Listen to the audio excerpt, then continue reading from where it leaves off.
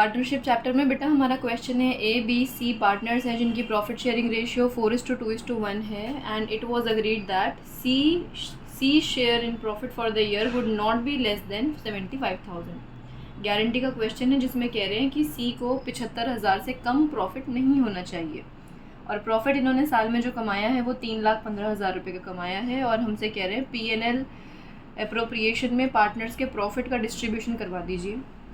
P&L appropriation बनाने की ज़रूरत नहीं है लेकिन अच्छा सिर्फ वर्किंग करके दिखानी है। आ जाओ जल्दी से दिखा देते हैं, बहुत ही ईजी सा क्वेश्चन है। देखो A B C ऐसे तीनों के नाम लिखो आप।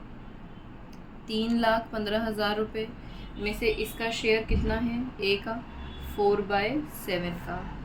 3,15,000 में से अगर मैं बात करूँ B के शेयर की तो वो 2/7 है और जी C का जो शेयर है वो एक्चुअली अभी पहले हम प्रॉफिट शेयरिंग रेशियो के हिसाब से देखेंगे ना कि कितना कितना बट रहा है इनमें।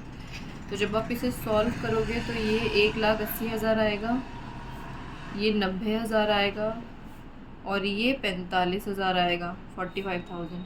अब देखो आपने C ने तो बोला था भाई मेरी तो गारंटी है, मुझे तो 75,000 चाहिए किसी भी हाल में, ला के दो मुझे। इनकी प्रॉफिट शेयरिंग रेशियो क्या थी, 4:2:1।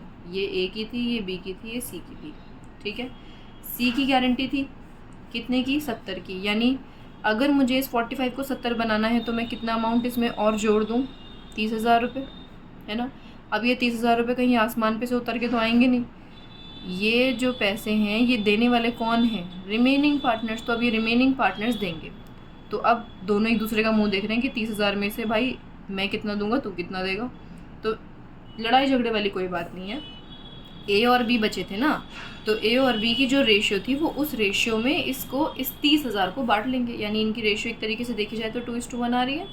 तो अब 2:1 में अगर ये 30,000 को बांटेंगे तो A अपने पैसों में से 20,000 रुपये निकाल के दे देगा और B अपने पैसों में से 10,000 रुपये निकाल करके इसको देगा, तभी तो इसके पास 30 आएंगे।